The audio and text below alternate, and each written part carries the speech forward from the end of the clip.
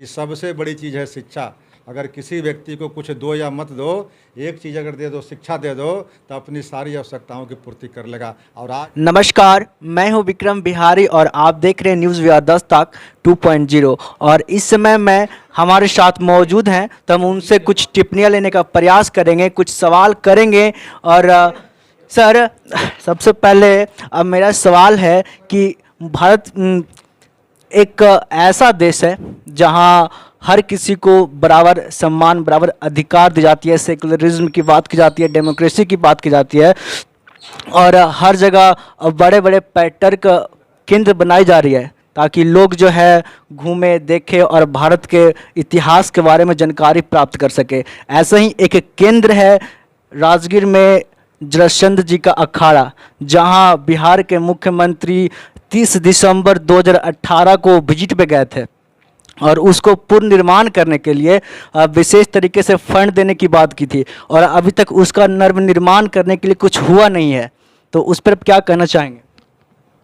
देखिए, चंद्रवंशी समाज का अस्तित्व अत्यंत ही गौरवशाली था। यह जरासंध जी का बारे में चर्चा करने की ज़रूरत नहीं है। सारे लोग जानते हैं कि जरासंध जी पराक्रमी राजा थे और मगध पर बरसों तक राज किया। राजगीर जो नालंदा की हार्ट कहलाता है, हृदय कहलाता है, वह कनकन में, राजगीर में जरासंध के जुड़े अवशेष लगे हुए हैं वहाँ। लेकिन जरासंध जी की कहीं न कहीं उपेक्षा हुई है।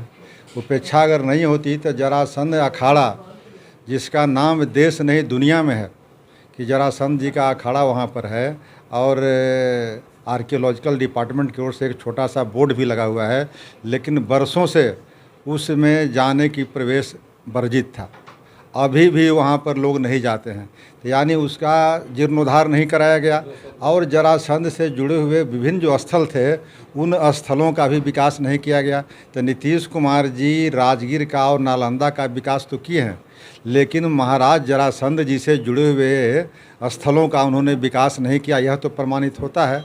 तो इसलिए चंद्रवंशी समाज का अतीत अगर गौरवशाली था और वर्तमान देखता है तो थोड़ा सा विकृत रूप है। इस विकृत रूप को सजाने संवारने के लिए चंद्रवंशी के विभिन्न नेतागण लगे हुए हैं कि आप इकट्ठे होइए और जाति से जमात की ओर चलिए, और पुनः जिस तरह से महाभारत काल में आपका राज था, उसी तरह से आप वर्तमान में भी डेमोक्रेसी के काल में भी अति पिछड़ों का राज हो, उसका नेतृत्व है चंद्रवंशी करे। इस बात के लिए हम लोग एक और सवाल है मेरा कि हाल ही में विधानसभा में एक नया कानून पारित हुआ है जो कि गरीबों के भविष्य के लिए शायद खतरे की घंटी है। और वो कानून यही थी कि जितने भी डीजल ऑटो है उसको बंद कर दिया जाए, और पटना में 1 अप्रैल से ये काम को शुरू कर दिया गया है। सारे डीजल ऑटो को बंद कर दिया, जिससे बहुत सारे गरीब लोग जो हैं इससे प्रभावित हुए हैं। उनके भविष्य पर जो है बहुत बड़ा फर्क पड़ा है। और इस पर क्या कहना चाहेंगे? देखिए, अब ये बात में थोड़ी सी राजनीति आ जाएगी। राजनीति ये आएगी कि जिस तरह से तथाकथित शराबबंदी बिहार के अंदर हुए, और सभी लोग जान रहे हैं कि शराब सब जगह मिल रहा है, लेकिन सरकार के नज़र में शराब नहीं मिल रहे हैं, शराब पूर्णतः बंदी है। बल्कि भारत सरकार के जो आंकड़े हैं, national family health survey report ने दिया कि महाराष्ट्र से भी अधिक शराब का सेवन बिहार में हो रहा है।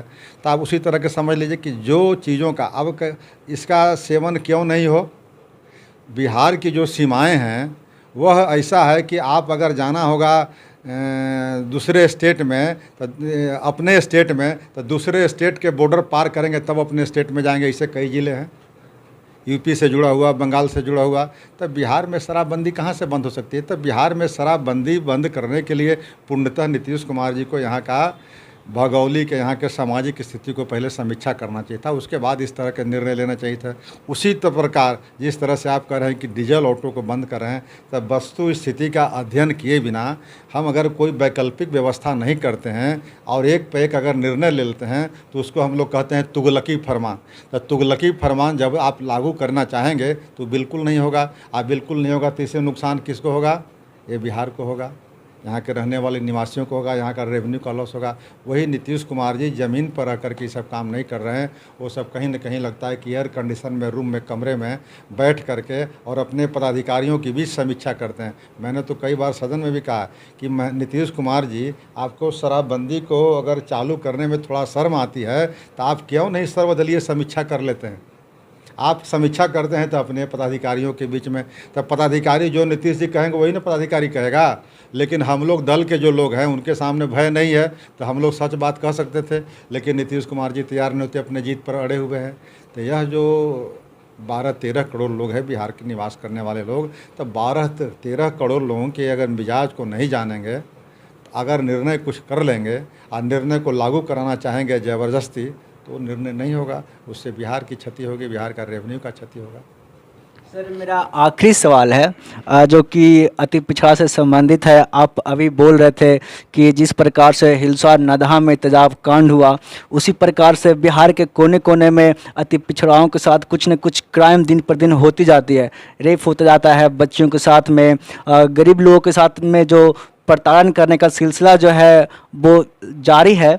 और अभी एक दीपनगर का एक खबर हमको पता चला है, जैसे कि वहाँ पे ही अति पिछड़ा को कुछ लोगों ने जो किरासन बॉम्ब बनाकर उसके घर में पटक दिया।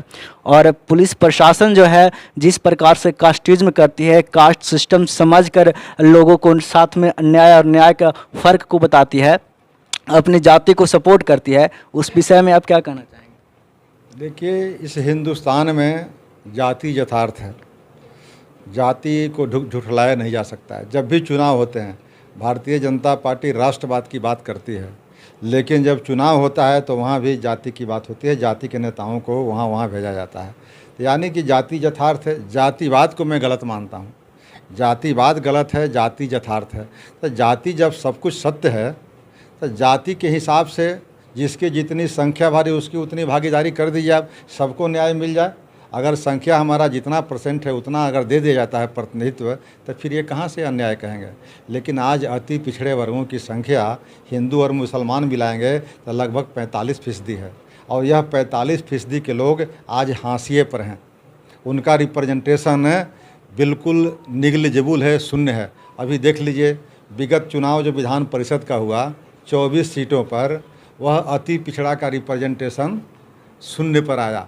एक भी व्यक्ति, 45% आबादी, यहाँ तक कि मुसलमान भी 17% आबादी और दलित भी 15% आबादी नील रहा।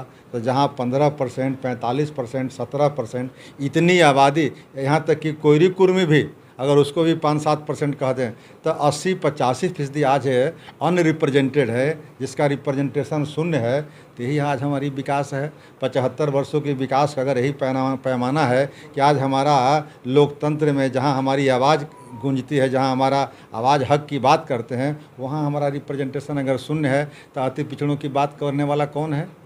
आज अति पिछड़ों की सबसे ज़्यादा कष्ट है। इसलिए कि अगर पढ़ाई नहीं हो रही है तो प्रभावित कौन होते हैं? सरकारी स्कूल में किनके बच्चे जाते हैं? गरीब गुरबे के लोग, दलित वंचित के लोग। सरकारी हॉस्पिटल में किनके बच्चे जाते हैं? गरीब, अति पिछड़े और दलित के लोग। और सरकारी हॉस्पिटल की व्यवस्था अगर सुधर जाएगी तो स्वास्थ्य व्यवस्था गरीबों की सुधरेगी। सरकारी अगर विद्यालयों की स्थिति सुधरेगी तो इन गरीब बच्चों का शिक्षा होगा। इसीलिए कई दार्शनिकों ने कहा है कि सबसे बड़ी चीज़ है शिक्षा।